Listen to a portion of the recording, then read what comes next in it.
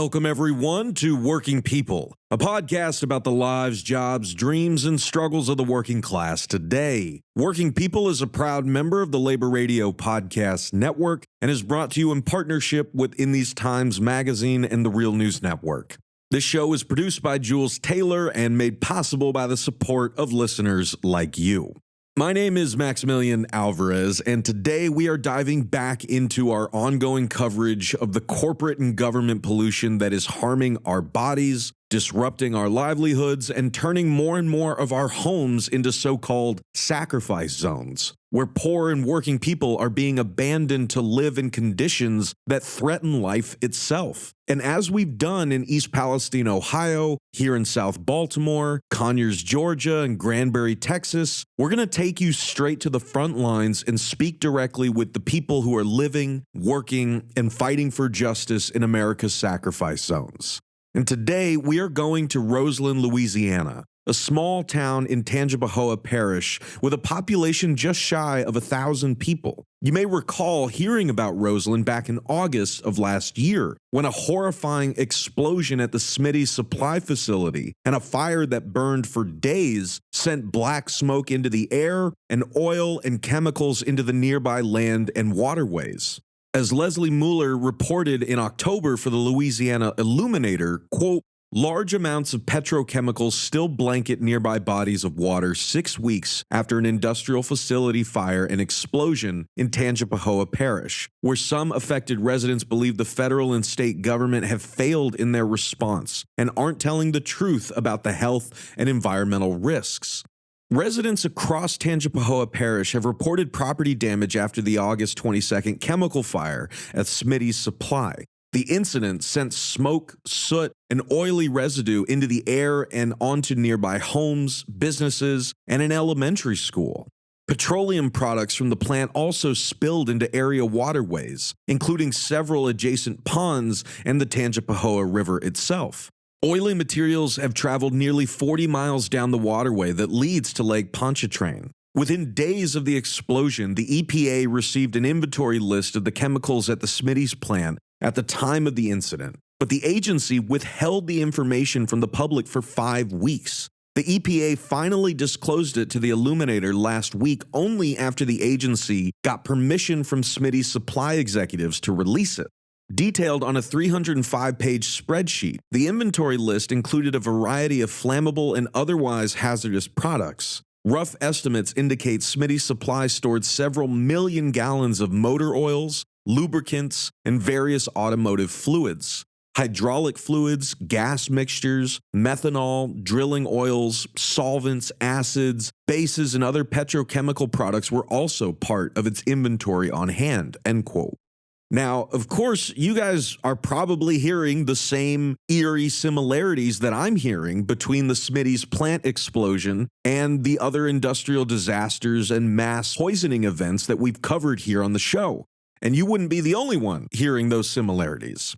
As Whitney Miller reports for WWL Louisiana, quote, the EPA says response crews recovered more than 11.7 million gallons of contaminated liquid, including 8 million gallons from the river and nearby ponds, which were removed and transported off-site for disposal. According to the agency, its response included airborne chemical screening flights, community air monitors, and perimeter air monitoring devices to track volatile organic compounds, particulate matter, and benzene. The EPA says none of that monitoring detected sustained chemical levels associated with health effects. However, independent testing expert Scott Smith says his off-site testing of soil, water, and soot paints a different picture.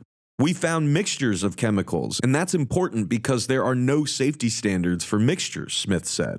Smith says those mixtures appeared not only near the facility, including downstream in the Tangipahoa River and near Lake Pontchartrain. He says some of the compounds he identified can persist in the environment and accumulate in the body over time. Smith also disputes the EPA's early assurances that the area was safe, pointing out that some samplings relied on testing performed by a contractor hired by Smitty's supply, end quote. So again, the similarities here are way too ominous and eerie to ignore. And we're going to dig into this story today. And I couldn't be more grateful to be joined on the show by Arlene Bankston, a resident of Roseland, Louisiana, and Allie Ponvelle, a resident of Amite, which is the town right next to Roseland, both of whom are living, very close to the Smitty supply facility. Arlene, Allie, thank you both so much for joining me today, especially with everything you've got going on over there. I really, really appreciate it. And I want to just turn the floor over to y'all and ask if you could, walk our listeners through first what it was like to live through this, horrific fire and explosion at the Smitty supply facility in your backyard. Could you just like tell us what it was like in your life and what was going through your mind as you were responding to this industrial disaster? Hi, Max. Thank you so much for taking the time to let us have a voice, because that's been hard. It's been hard to feel like we're unheard. On the day of the explosion, I was mowing my grass. I had my headphones going, and I knew it was supposed to rain that afternoon. So I started hearing what I thought was thunder in the distance. And I thought, oh, well, it's going to rain earlier. I'm not going to get to weed eat. Let me hurry up. And I end up getting, just about the time I'm finishing mowing, going to go get my weed eater, I get a text from a friend whose child goes to the elementary school in Roseland. He screenshotted me the message that he had gotten from the school that there was an explosion at the Smitty's plant. They were evacuating the school. And then I realized that's what I've been hearing, instead of thunder, I've been hearing that. Like I said, I'd had my headphones on, listening to music. And so I immediately, text my husband. He called me and I said, they've evacuated a 1 mile zone. We're 4 miles from the plant. The house is 4 miles. We have close to 60 acres. So we're between 3 and 4 miles if you look at all of our property. And so he said, finish, put up the mower and everything, go feed the cows, and then go in, shower, pack a go bag just in case. So I did all that, still hearing the explosions. I have video, you could see the smoke plume, just kind of paying attention. Are they going to evacuate further or anything like that? Which they didn't. Well, we have cows. We have at the time, we had close to 50 head of cattle on the place. And when my husband came home, we were at that point debating, what are we going to do? Will it affect us or whatever? Well, then it starts raining. And we said, well, we have several watering troughs. All but one of them are under a covering. So he said, well, we need to go out and empty that watering trough because it's raining. It had started raining when he came in. And he said, it's raining, and I don't, if there's anything in the rain, because the rain was black. So we went out. By this time, it's a good steady rain. And it literally, we have a side-by-side Polaris Ranger, and it literally looked like oil dripping from the bike. And so we went and emptied that watering trough, so at least they're not drinking that. So at this point, we don't know what to do. So we're contacting, we've got a friend that we, work our cows together. They have cattle across town in Amite, and we're talking about, what to do. My husband worked at Smitty's 14 years ago or so for a very short time. It wasn't a great experience. And that's when he left there, he ended up going business for himself. So he knew a lot about the chemicals that were there. He knew it wasn't just oil, as we've had some people argue and say, oh, it's just oil. No, it's a whole lot more than oil. And so knowing that, and knowing that all these things are, mixed together and now raining on our property, we don't know anything about long-term effects at this point, but we know that it can't be good. Or at least there's a potential for it to not be good. Sure, the price of beef is very expensive. So, the first concern was what to do with the cattle. So the next morning, our friend that I said, helps us with the cows, and we help them with ours, whatever. He called and he said that there's a guy that he does work for that has 200 acres in a neighboring parish and wasn't using it at the time. He had sold all of his cattle a couple of years ago during the drought in 2023. So he'd only gotten a few back and he had 200 acres that wasn't being used. So he called the guy and he said, "Hey, how's your cattle?" He said, were you affected by the explosion? And he said, "Well, not me, but, my buddy." He said, "Well, look, don't sell your cattle. Don't lose your cattle. Bring them over here. I got 200 acres, beautiful grass not being used. Just bring them." So we set that up for Saturday, the day after the explosion, and we moved all the cattle. I mean, we worked out the details, later. We'll work out the details of payment and how we're going to feed them and all that, later. So I don't know how much you know about cattle, but in the summer, they don't really have to be fed every day. They eat grass, you give them a mineral tank and grass and they're good. So they don't have to be fed. Our cows, we feed them every day because we can handle them that way. We get our eyes on them every day. Well, of course, we couldn't do that. So, but the people over there, one of the guys, workers, would go check on them every couple of days. But when it got to be winter, started getting cold, the grass died. We're having to bring hay like every, so often. But then it got to where bringing hay every 3 days, that literally is a half a day of work for my husband every time. And because his friend has the connection with the guy, he's going with him. And so it's like every 3 days, they're going to bring hay. Let me back up and say that I started doing research trying to find out how to remediate after chemical exposure because there's, black, all of my grass and trees and everything is black. So I don't want the cows eating that.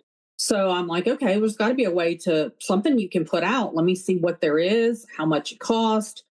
I can't find any information on that, which was, to me, that was mind blowing. I don't know, a few weeks, a month or so in, the EPA had this, what they call office hours at different locations. You could go stop by and talk to somebody. So we stopped by one day and there's 2 EPA officers there. And this was what I said to her, to the one of the ladies, or both of them. I said, as many chemical disasters as there's been in this country, because I'm thinking, as old as I am, I'm thinking back to Love Canal, because I remember watching a movie about that when I was a kid, or at least a young adult. And so I thought, as many chemical disasters as there's been in this country, why is there not a checklist of something of sorts of what to do, what not to do, how to clean, what to clean with, how to remediate your soil, those kind of things? And I asked the EPA lady this, and she hadn't been with the EPA long. She had just gone to work for the EPA. She used to work for the Louisiana Department of Environmental Quality, we'll call DEQ for short. And so she said, I'm sure there probably is. I can't put my hands on that right now, but I'll do some research, took my information, email address, phone number, and I'll get back with you. We talked for a good little bit. And the other thing I asked her was, this is what I don't understand. In Louisiana, probably anywhere else, you have a Department of Health. If they go into a restaurant and that restaurant is not following guidelines, they get a fine and they say, you have X amount of days to fix this or you shut down. And they shut them down if they don't fix the problems because they'll make 50, 100 people sick, possibly, right?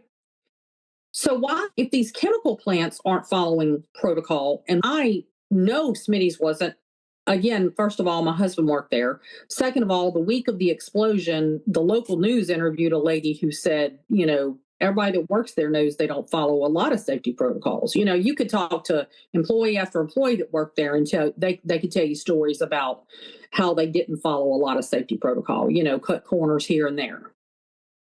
So if you've got a restaurant that could make potentially 50, 100 people sick because they're not following certain safety standards, they're shut down. Why are these chemical plants not shut down after so much time of not meeting, regulations? Her response to me was, that's a really good question. And to be perfectly honest, in Louisiana, there's actually statutes that if the industry, the company in question, can prove that paying such fine would be detrimental to their business, they can get out of paying the fine. Not only do they not get shut down, they can get out of paying the fine. I get industry brings money to the state. I get that. But at what cost? There has to be a balance. They're just allowed to do what they want to do because they bring money.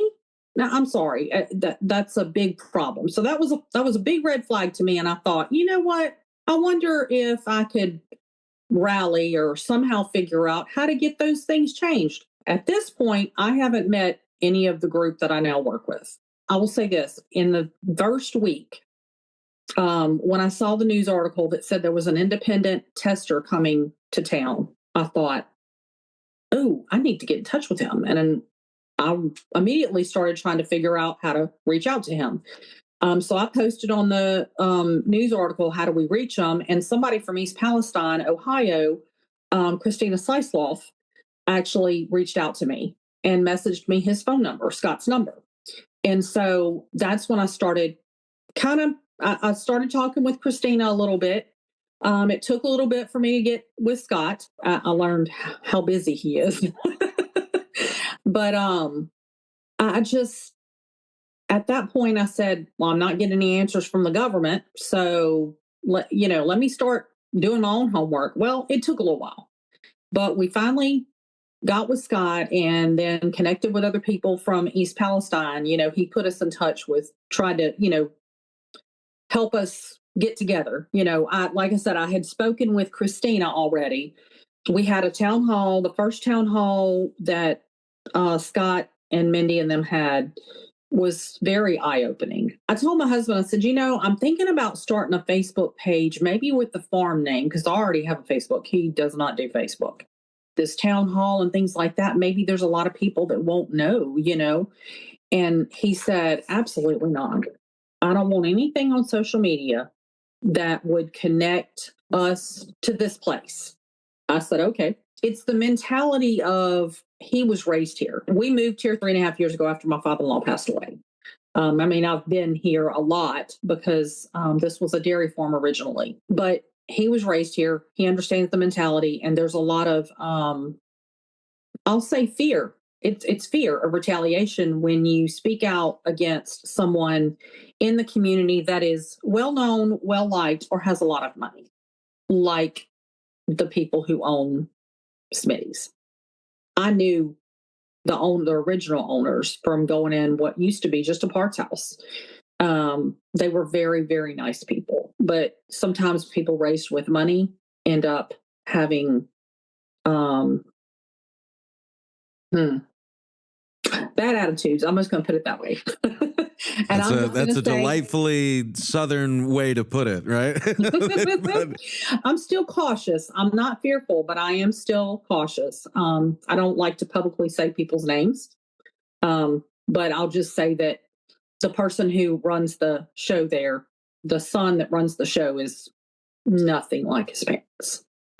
And sometimes having a lot of money, I guess, ruins people. And so, my husband was very, very leery about speaking out. But the more this went on, the more time that went on, and then speaking with Scott and learning different things with Scott and the town halls, we met other people. We met other people that were speaking out and that were not fearful. And it allowed my husband to feel a little more comfortable with us sharing. We went to a town hall and General Russell Honore said, start a Facebook page to share information. And so at that point we did. And so I met other people, and I thought, and this is what I've told my husband time and time again, there's too many of us fighting for them to come after all of us. We have had people on our team that have been followed by law enforcement, have sat at the end of their road every day for a period of time, that have had supposed complaints to their councilman, hadn't had complaints before, but after a couple of weeks, that kind of died down. I don't know if they realized that it wasn't going to shut them up or what, but since then, I don't know. We haven't had a whole lot of that, but my husband's still concerned about that. So, but that's the kind of thing that goes on here. No, and I like, it's so infuriating and horrifying to hear. I tell folks all the time, right, that like, I didn't, expect to be doing this kind of, reporting where I'm going to, working communities around the country, talking to folks like yourselves who have been, just like devastatingly impacted by these industrial, disasters and all this pollution and so on and so forth. But I tell people I feel like I'm investigating a serial murderer because I hear like different versions of the same story coming from people who have never met before, but they're living, near an industrial plant or a battery plant or a train derailed in their backyard. It's just and the dynamics you described, Arlene, are something that I've heard like folks in East Palestine say. It's like the social pressure cooker in town with some people, at each other's throats. And yes. I mean, I was doing an interview in East Palestine about 2 blocks from the derailment site. And one cop car, I think it was a sheriff's car, like passed by us like 5 times. Like, and the resident I was interviewing, Lori Harmon, said, "Oh yeah, they're probably going to pull you over on your way out of here." Yeah. Right? I mean, like they're just trying to be intimidating. Yeah, and to say nothing of like the Norfolk Southern and like their contractors, who tried to intimidate people like Scott Smith from doing his independent testing. Yeah, things like that. I will say that having the team that I'm working with has given me more courage to speak up. But, the thing is, a lot of people say it happened, it was an accident. First of all, it was an accident that I'm 99% certain was preventable because of all the safety things they don't use. I won't speak publicly about what I've heard because it is hearsay, but I'm sure there was some type of safety, something not followed to cause that, just knowing what I know about what goes on at that plant. But you know what? These people that say it was an accident, move on. They don't have to worry about what the contamination is going to do to their health long term. They don't have to worry about the fact that I still have to live in this house, and it's not just me and my husband choosing to live here. I can't afford to just go move. They're like, sell it. Oh, sell it to somebody else, some unknowing person that doesn't know that they're going to live in a place that's contaminated and could possibly kill them. I don't know the long-term effects. I'm not selling that to someone else. I can't afford to just walk away. I've got too much invested. I've got a mortgage. I can't just walk away and start over. So, but it's not just me and my husband. I have a 16-year-old at home. And I think, what am I subjecting her to? But then what choice do I have? All I can do is pray and hope for the best. For probably 6 months at least, I didn't allow my grandchildren, when they came over, they weren't allowed to play outside. Because every time I mowed grass, I'd get chemical burns on me. So I wasn't letting them play in the grass. It's life altering, and they're, like I said, a lot of people don't understand why I'm still speaking up, because you know what? If people don't speak up, nothing changes.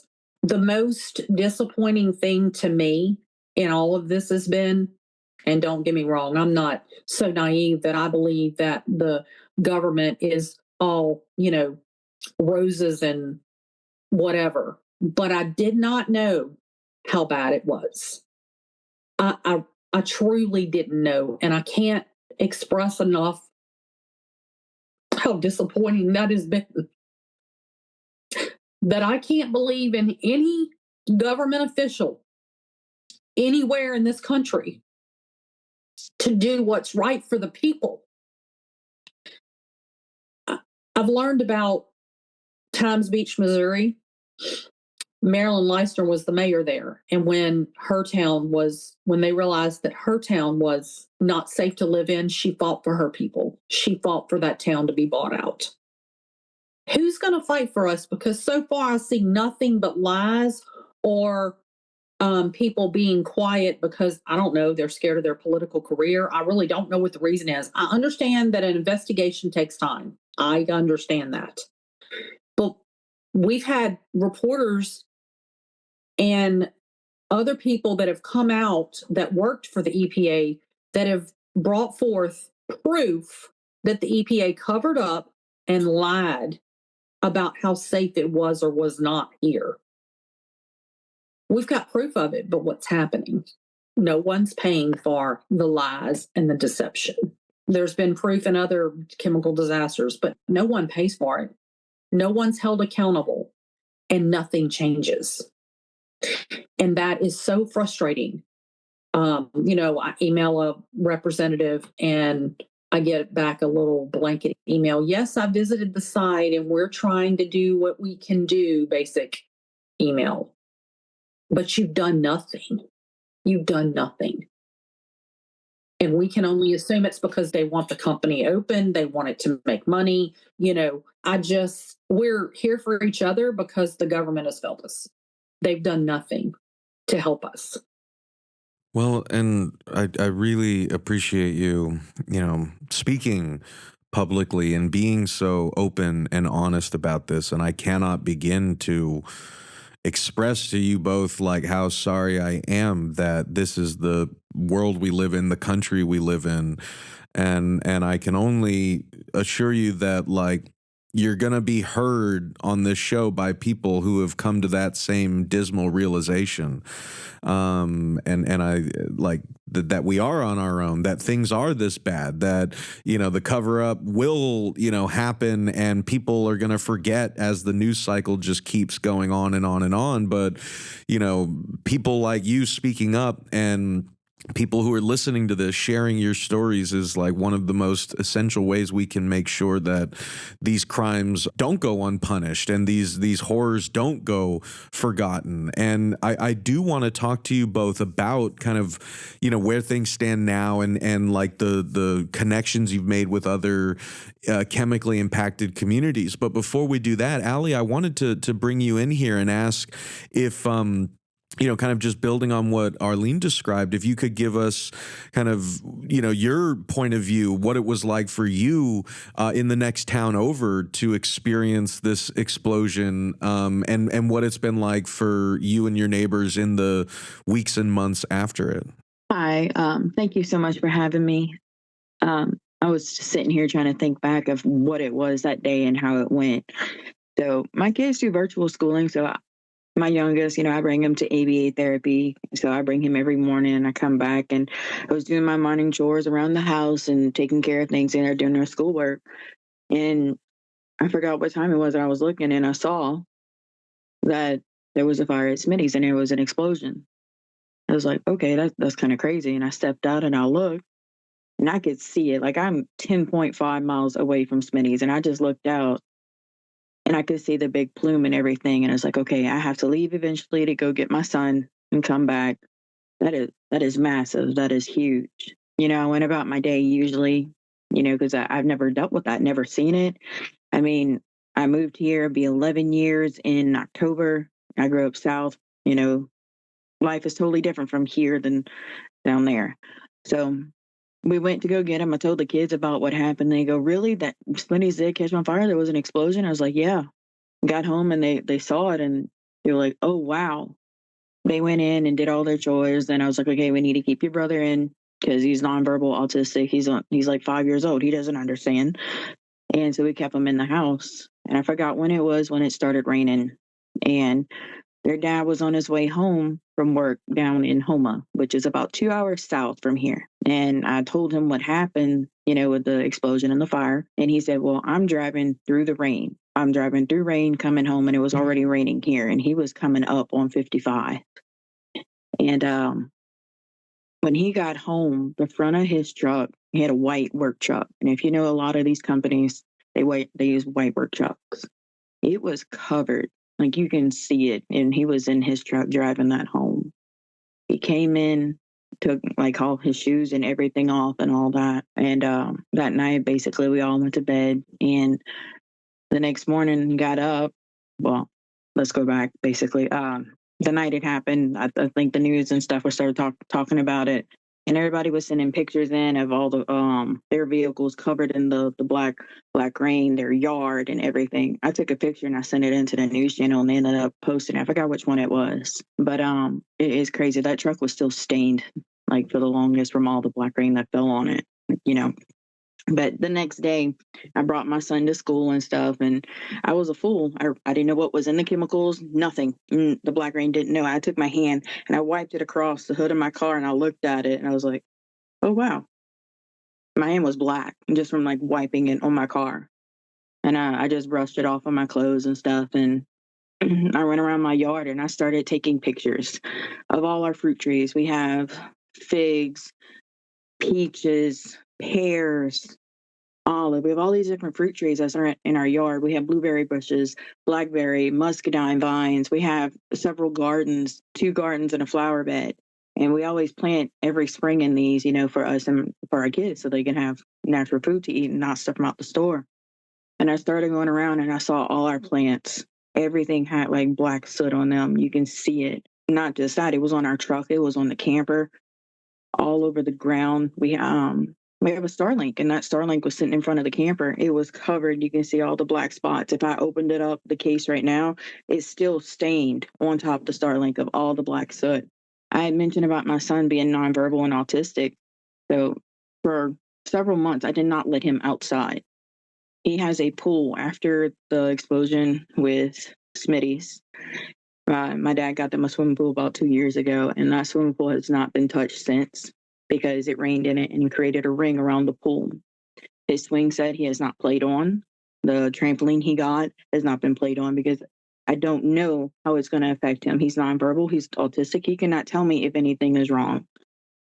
Even going out in the yard, we wear tennis shoes and stuff. And we're 7, 8 months out. And I'm still scared to have my kids go play in our own yard that is 10.5 miles away from Smitty's because we don't know exactly how toxic our ground is. Our gardens, we didn't even plant anything in them this year because if anything grows in it, we're going to get sick from it. To know there's no help and that our government officials are not trying to help us in any way, shape, or form, it's saddening. It really is. And to want to be heard, it's real scary to speak up because you don't want people to judge you. That is the biggest thing. People will sit there, look at you and judge you for what you're saying, but you're standing up for what's right for you, your family, and your community. Because if we don't, then who will? Who will speak for us? Who will speak for our kids? I spoke about my little boy being nonverbal, and I want to put him in a school system. I do. I want to put him somewhere because he goes to ABA therapy. He needs to learn to be with other kids. And I don't know if you saw, I started a petition to close the Roseland Montessori School.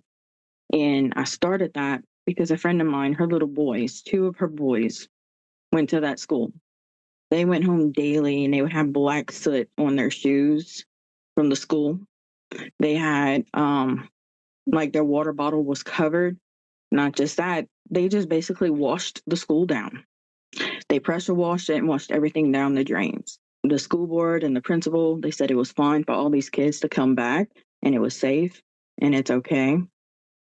And to be honest, that did not sit well with me.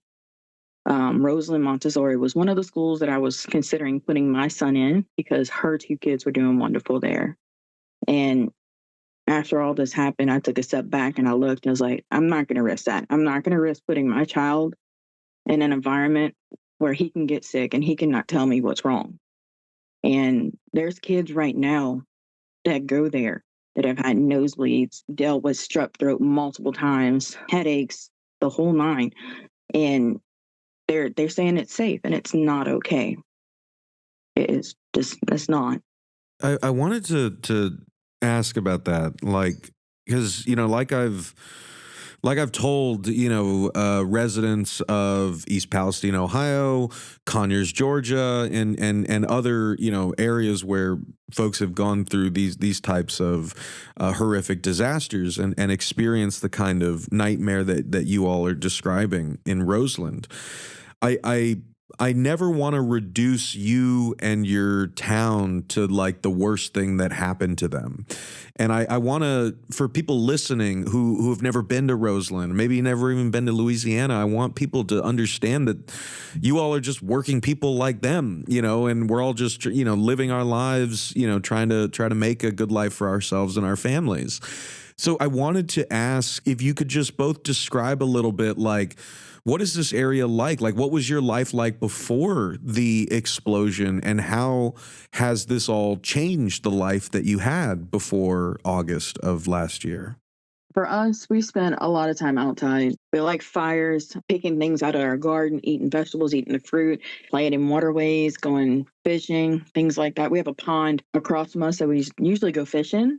I have not touched it, have not gone near it because I don't know, how toxic it is.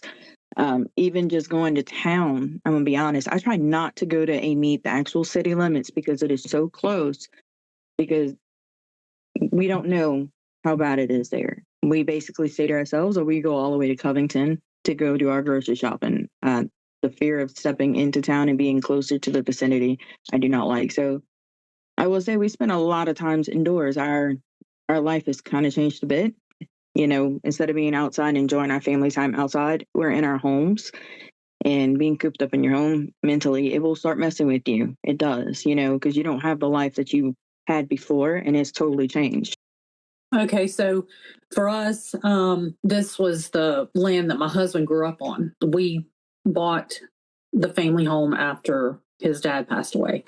I had just retired. His dad passed away, and so this was our retirement plan. My husband's still working. I mean, I worked for the state, so I could retire at 30 years, but he's always wanted to have cattle. So that was his retirement plan, not a 401k or anything like that.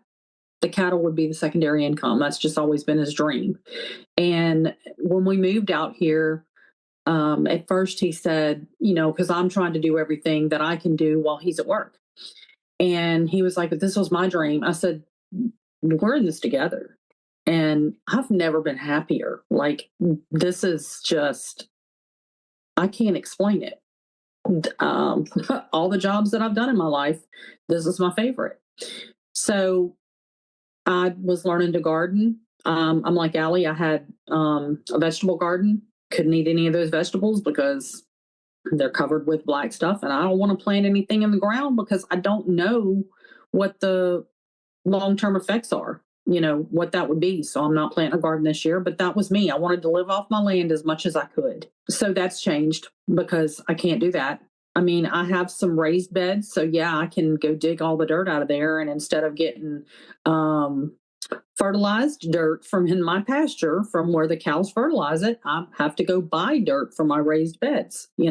That's not exactly living off your land. There's a lot more cost factor in that.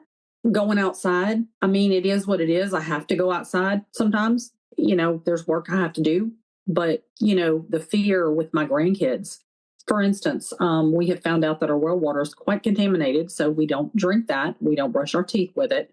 And so one day when I finally let the kids play outside a little bit, we're playing in the driveway, basically, the gravel, and, they're just running around. They've got the rubber boots. We had let them feed the cows, and because we did bring the cows back, we had to, after a time, we had bush hogged and let the old grass settle and kind of hope for the best because we had not learned about what to do to remediate. We've since put out ammonium nitrate because that's supposed to help, but who knows? It's just a chance we had to take.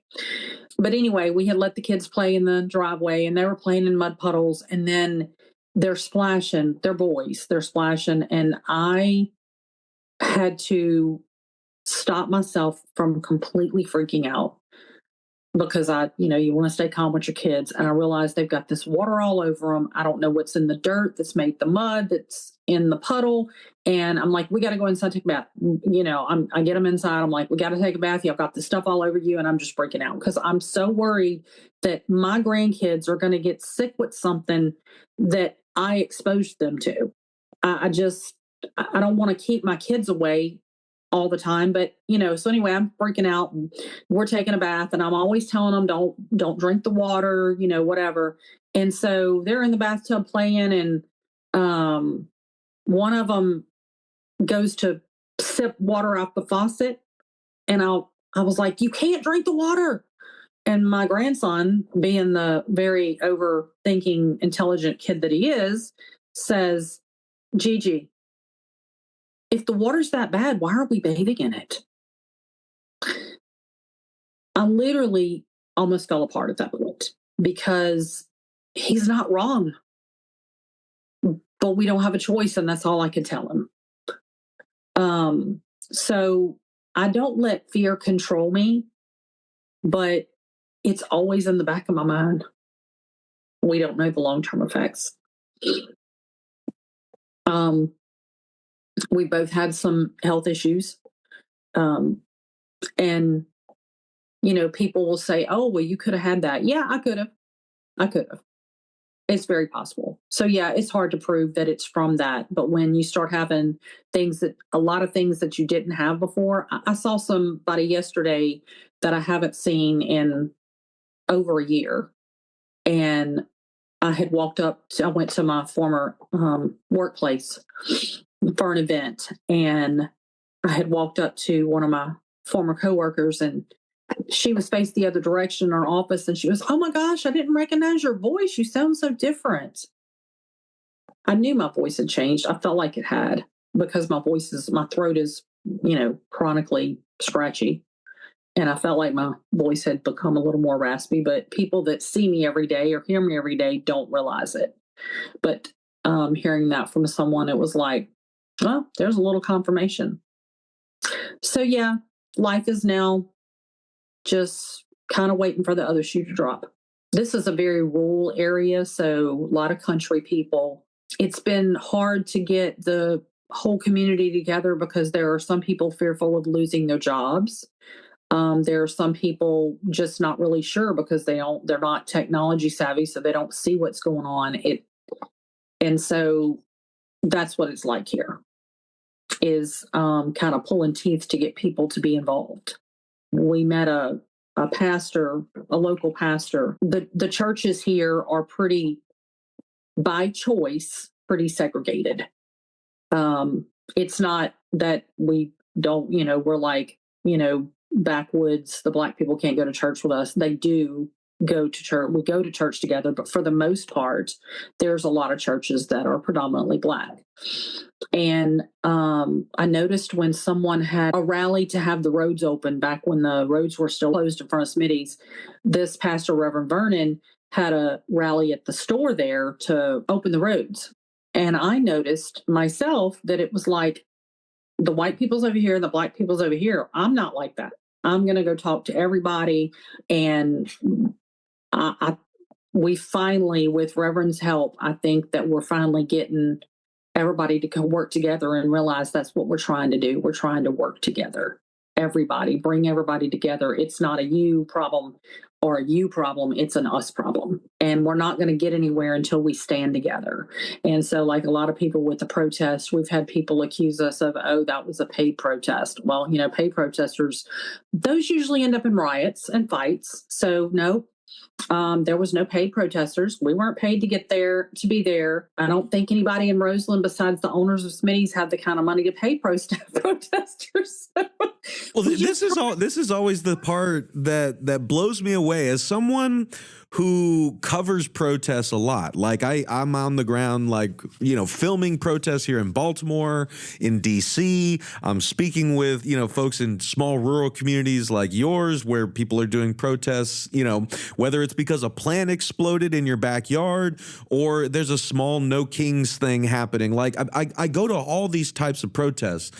And I have so many people online saying, oh, those are paid protesters. This is the world we're in now, right? Yeah. And I'm like, bro, do you know how bad the economy is? Do you know how much everyone is strapped for cash? If someone was paying people to go protest, don't you think they'd be a lot bigger than what you're seeing in my coverage? Like, I'd be signing. Yeah. I'd be like, where do I get my check? If it was paid protesters, I'm quite sure there'd be a whole lot more. People need money.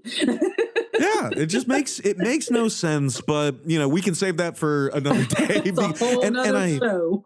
It's a whole other show, and I want to stress to you both and to our listeners, this is not a one and done interview. Like, we're gonna stay on this. I would love to talk with you more. I'd love to talk with more of your neighbors, and for us to also play any kind of role in hosting panels with folks from different sacrifice zones that you've connected with. So I'm really grateful to meet you both and to know you both now. And I, as always, just wish that we were meeting under less horrifying circumstances. But there can be some light that comes out of this darkness, and anything that we can do to lift up the light that you all are bringing in talking to people, refusing to stay silent, refusing to go away, demanding answers about what you were exposed to, demanding accountability from Smitty's and the EPA. Like, that's the real work. And we're here to make sure that people know about it. So I say that all to say that, I know we got to wrap up in a couple minutes here, but we are going to have Arlene and Allie back. We're going to stay on this story. And I wanted to just sort of round things out by asking if y'all could keep talking about where things stand now, like with Smitty's, with the government, but also like with these grassroots efforts that you're a part of to bring your community and other chemically impacted communities together. So could you just tell us a little more about where things stand now and what folks out there listening to this can do to support y'all? I was asked to be a board member on a nonprofit that was started in East Palestine by Jamie Wallace and Christina Seislov. It's called Chemically Impacted Communities Coalition. It's a nonprofit that tries to get information out there to other chemically impacted communities, helpful information. This is what you're going through. You're not alone. This is what you need to do. This is detox baths. Something simple as detox baths. Something simple as sharing symptoms to say there are people that are having symptoms and they don't know it could be related to what they've been exposed to. So sharing the information and just giving support. That's what CICC does. And so I've joined that group. We'll be having some fundraisers. We've had some panel discussions and some fundraisers, and because what those funds are used for is to go share information and help other communities. Jamie, of her own dime, came down here. Her and her friend Tamara came down here basically to share information with people here about health effects and things like that when we had a town hall. So that is one of the grassroots efforts that's happening. We have another nonprofit that we're working with in our group here called North Shore River Watch. It's run by Matthew Allen. He's been doing this for 19 years. We met him through this because what he does is he fights for safe waterways. I'm just going to basically put it that way. It's a lot involved, but he has helped us with so much information and learning how to dig through files with DEQ and how to fight for certain laws and things like that. So we're looking at legislation going forward in the future to try to, possibly stop this pollution, because right now Smitty's is still dumping into the gravel pit ponds legally and illegally dumping. We have drone flyers that fly near Smitty's and get a lot of this on drone footage. Because we have the last pond is connected to the Tangipahoa River. So even if that pond is owned by someone else, we can fly over that because it's Tangipahoa River, it's public property, and we see oil sheens on it all the time. And so we're just trying to bring attention so that the government will pay attention. If you can help us by sharing our post, the more attention we get, the more the government can't just be quiet, because if there's enough attention, then it's going to have a negative impact on them when they don't do anything for this. Fishing and hunting and all that is big here. And you're talking about affecting the river and the wildlife. So people need to pay attention and help share the information and help fight for our river. As I mentioned, I started a petition to close down Roseland Montessori School. It is still up. Virtually, we have 231 signatures. When we did the protest, I did go live. I do a lot of when we do our town hall meetings, I do go live and share that out for our community, because we have a lot of people who cannot make the events or be there, so they like to watch. But on there, we do talk about the petition and what you can sign in person. I had about 70 signatures in person, so we're well over 300. We're working our way up, trying to figure out how many we need. So if you would like the link for the petition, I can give that to you so you can pass that out to everyone so we can get it signed. Also, all my lives, you can see all our information. You can go back and watch and see all our test results that Scott has given us. And that way people can, you can see it and others can too. Contact us on Facebook. I'm listed as Arlene Bankston. If you have, concerns for your area or want to help in any way, we've gotten truckloads of water because we have water issues here. So we've gotten truckloads of water delivered from people from Keep Waverly Moving in Iowa. Thank you, Matthew Schneider. You can also join the Blue Shirt Justice League. We have shirts for sale, and dog bandanas for sale. That helps support the Blue Shirt Justice League, which helps Scott Smith do some of his testing because all that costs money. He flies all over the country to help us. And so that's some ways that people can help as well. Thank y'all for the time. Also, if you want to find me, my name is Allie. On Facebook, it'll be Allie Biscuits Ponvelle. Long story on the biscuits. It's a nickname. But if you want to go and watch the lives, you can. You can follow me, sign the petition. It'd be a great way to help us out.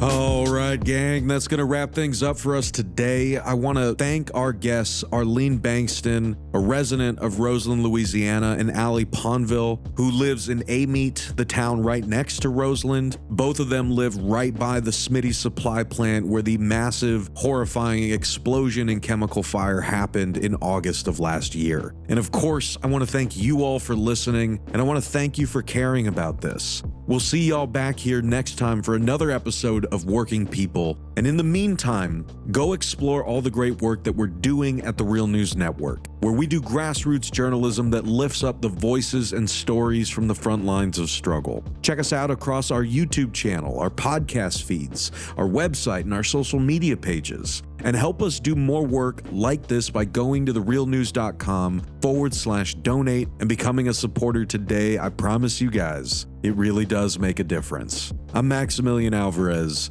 Take care of yourselves. Take care of each other. Solidarity forever. When my face you no longer see, I live on, yes, I live on. Wherever we go, we're going to roll the union on a song. I live on, yes, I live on.